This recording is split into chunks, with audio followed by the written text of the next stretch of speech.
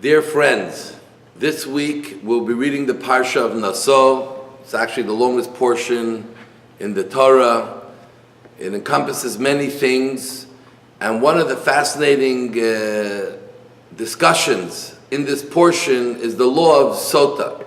And Sota is when we are dealing with the incident of possible infidelity, which would invalidate the marriage, and the husband and wife would have to get divorced. The Torah tells us that there's an entire process through which we can verify miraculously by taking the woman to the temple and drinking a certain potion, whether anything occurred between her and the suspected man, intimacy, and if intimacy occurred, then she will die. But if not, then the couple can stay married together and they will be blessed in a much greater marriage.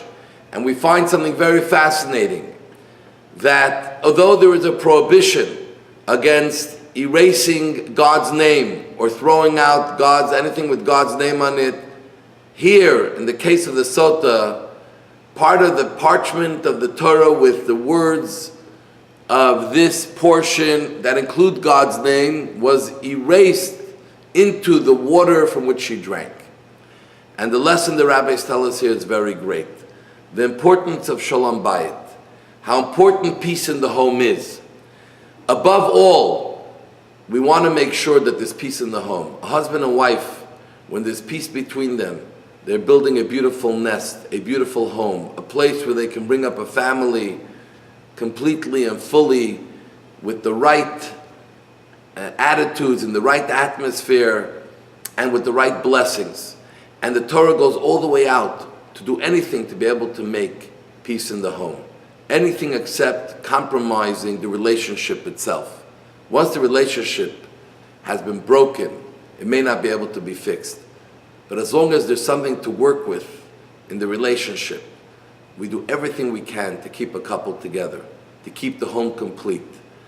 The Jewish community, the Jewish history is built on strong families, is built on the homes, not on the synagogues, not on the public places, but on the homes.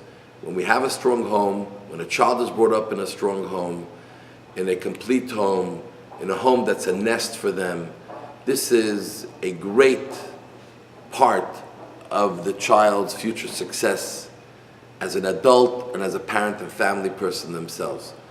So we wish and pray that all of us have Shalom Bayit, peace in our home. And we go to all ends to be able to make peace in our home, to be able to bring any differences, arguments, issues we may have, to bring it to the fore and resolve them. Don't leave anything unresolved and hidden under the table. It will pop out at any time.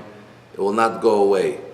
And when we do that, the Shalom Bayit, God willing, that will lead to Shalom Bayit, peace in the home for all the Jewish people, peace in the world, that we can live in this world that we call our home together with all peoples, and peace in our home with God, that God should bring peace for all of us on earth quickly in our days, that we should all be able to live together, recognize the goodness within each other, work together to have the most beautiful home, environment, and garden in this world. So may Hashem give us all those blessings.